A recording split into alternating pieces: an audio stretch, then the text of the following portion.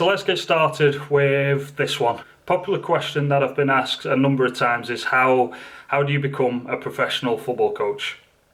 And it's a very good question and very, very difficult to answer depending on the information you've got of that person. So for example, if you're an ex-professional player, your pathway into the professional game is going to look very, very different to somebody who's not played professional. So to start from the basics, let's say you don't have any experience of coaching, and maybe you've played the game as an amateur or semi-professional, and you're wanting to get into it. So depending on where you are in the world, it's going to depend on sort of how the levels work. But to keep it broad and keep it relevant for different people, the USA and England, for instance, have a similar sort of grading system. And to be fair, most countries do. Waivers slightly on the names, but ultimately they work the same way. So, for instance, in America and Europe, most of Europe, certainly England, they'll have 4 levels: level 1, 2, 3, and 4. 4 being the A license and 3 being the B license. And again, they'll have different names depending on which country you're in.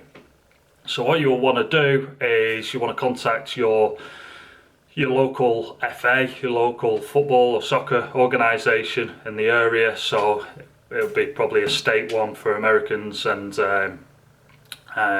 like for me it was Lancashire back in England, so it was on the county. You'll do your level 1, which is normally pretty inexpensive, and the aim of the level 1 is basically to help you understand how to get a group of players together and explain basic instruction. So that's your level 1. Level 2 will start to go more into the football side, the coaching side a little bit. Normally starts with individuals, so dribbling or tackling, and you'll learn how to make coaching points. So it could be 3 coaching points on how to pass the ball. So it's pretty basic, but it's a decent stepping stone in learning how to structure your coaching sessions, and also give that information without fluffing your words too much, because if the players are waiting around too long, then they get bored. Now level 3, UEFA B, that's when for me it started to get interesting. It's starting to look a little bit more like 11v11 coaching, so bigger picture coaching. UEFA B, a little bit more expensive again, so like level 1 is relatively cheap, call it like £100 to £200 or $200, and again it will fluctuate quite a bit. This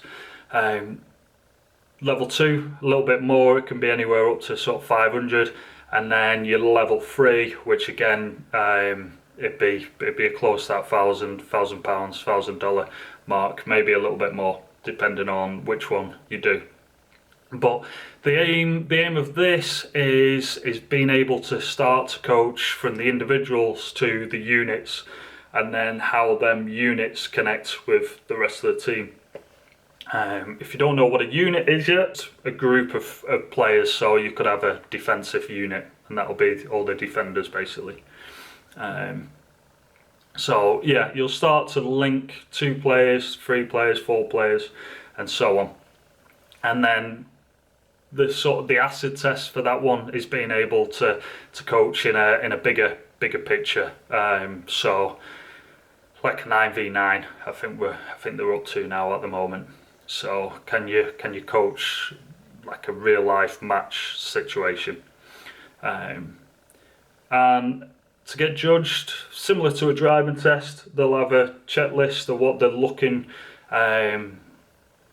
from you. So they'll have a checklist on whether from the start of the session, if you can organise, explain it, show them what they're going to be doing this session, and then basic organisation skills. Can you get the right number of players on each team? Can you do a progression drill? So if it's going to be attack versus defence, can you do a smaller version of that and then extend it into a bigger game? And then the bigger game, can you affect the units and each player? So yeah, the UEFA B, I had fun with that one on the most part, and it started to make the sort of coaching that I wanted to go into.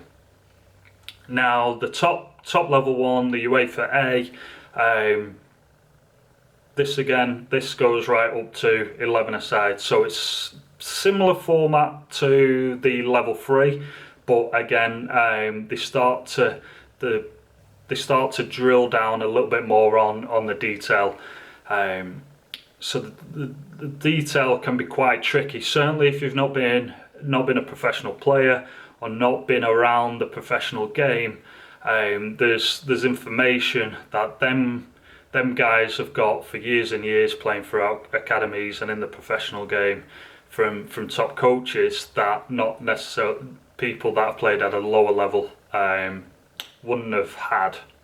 So for me, that was something that I noticed massively and that I needed to improve.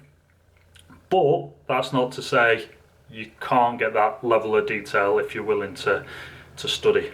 So that's the coaching badge process. There is a level 5, which is the pro license. And again, it varies from country to country of this, but it's less coaching and more about the management side of running a team. So luckily with that one as well, I have had experience of sort of working through that one. To give you an example of something that might be done on that, you'll travel abroad, watch a few maybe under 17s European Championship games, and they'll have a question. So it might be Norway, for instance, and they'll want you're the Norway manager and you're playing against, I don't know, England in the next game, and you'll need to be able to break down the strengths and weaknesses by observing them, doing some match analysis, and then putting that into training sessions and then game tactics, and then you need to then present that to the tutor.